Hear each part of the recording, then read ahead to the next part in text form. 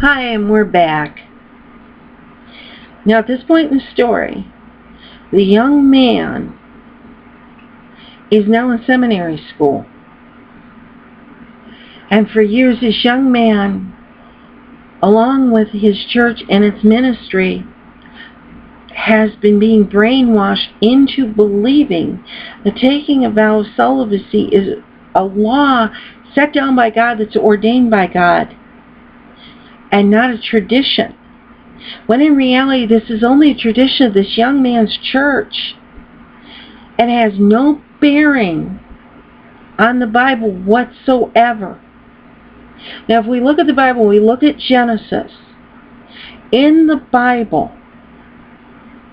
it states in Genesis 2:17, God said it is not good for man to be alone.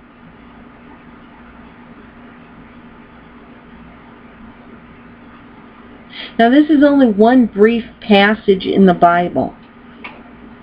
And it also goes on to state in Genesis that if a man chooses to remain single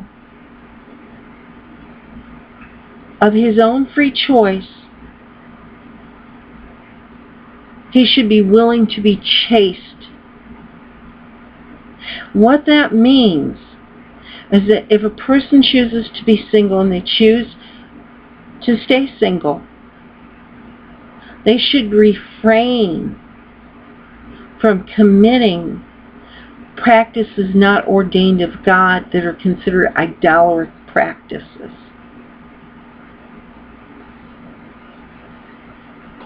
Now we're going to go back to the story here. So the young man, along with the ministry in his church and the seminarians, are constantly in turmoil, chaos, and sin because they have invited the spirit of confusion in their lives, along with suffering from spiritual sickness and oblivious to the fact that they are in spiritual sickness and in chaos because they are consistently committing idolatry practices and practices not ordained of God, and infusing their own traditions and their own laws into God's laws, and therefore degrading the laws set down by God.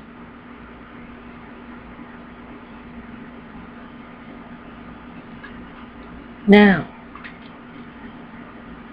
while at seminary school, this young man,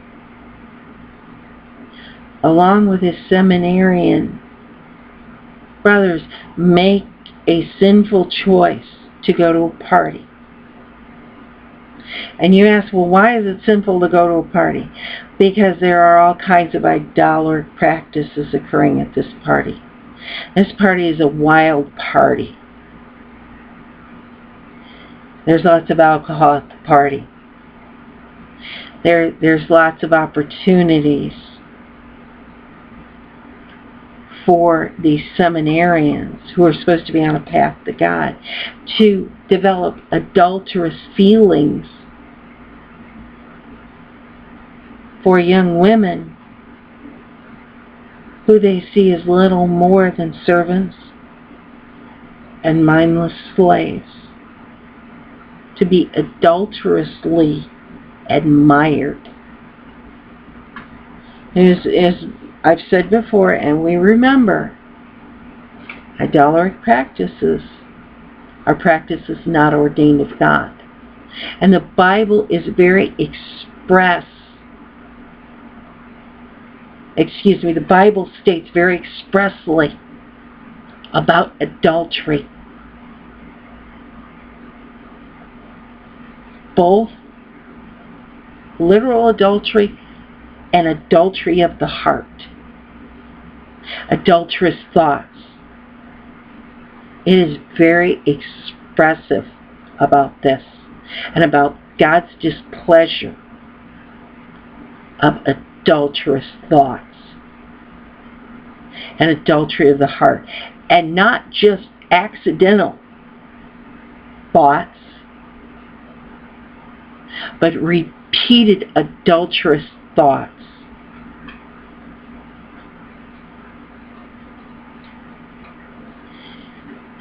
So the seminarians go to the party. And of course, they're dragged right back into the sin. They're dragged back into those adulterous thoughts. They're dragged back into the consumption of alcohol. They make the wrong choices. They consistently make sinful choices.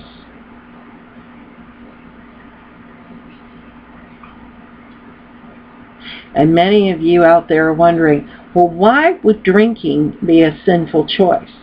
And again, we have to go back to the teachings of Jesus. We have to go back to the laws of the kashrut, which were part of the teachings of Jesus, which expressly forbid the consumption of alcohol, not just amongst rabbis and within the temple, but also amongst good Hebrews. Because the consumption of fermented beverages, alcohol, is predominantly a pagan practice in nature. And if we don't want to fall into an idolatrous trap, we need to be able to look at those laws and the teachings of Jesus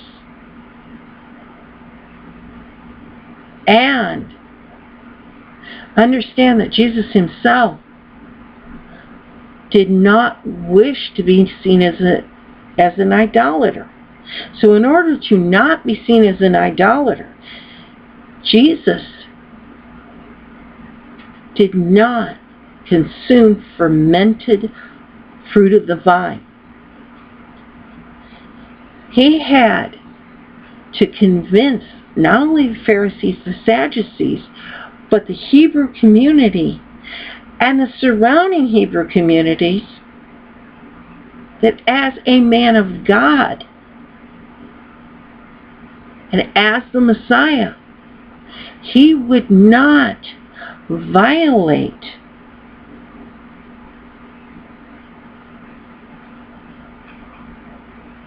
the laws set down by his Father, God, Adonai.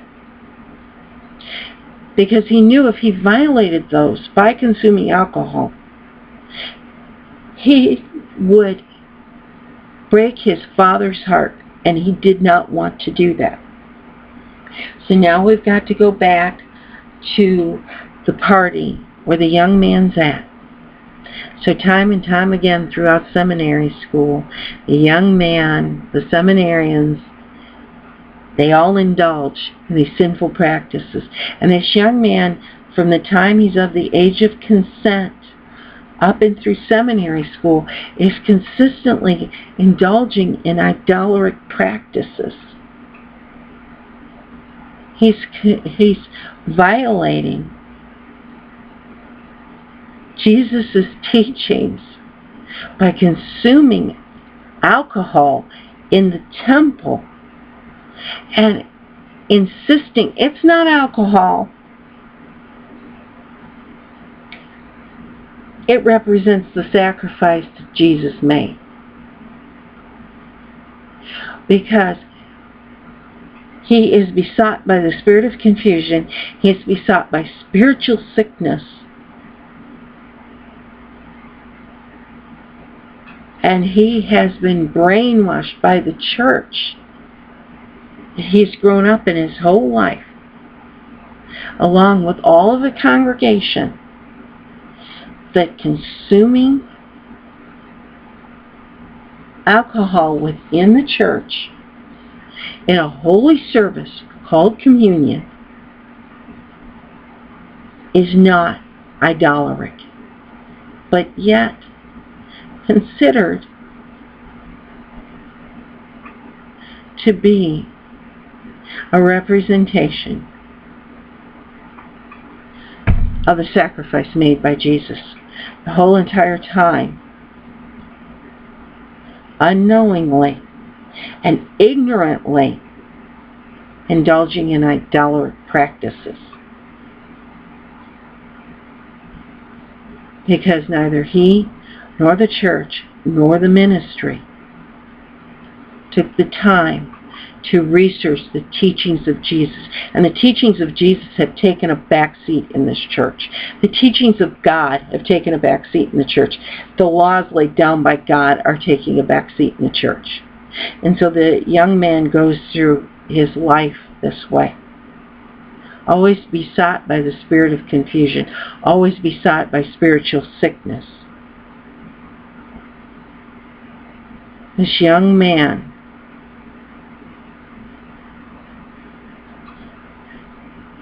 consistently goes through his life this way. Never fully realizing and knowing that he is deeply embedded in idolatry and sin. He knows something's wrong. He consistently knows he sins. He consistently knows he falls off the God and Jesus train, but he just doesn't know how to correct it. That even going through seminary school, even becoming a pastor, he continues to commit sin. And some of the sins he's aware of and some of them he's not. And will be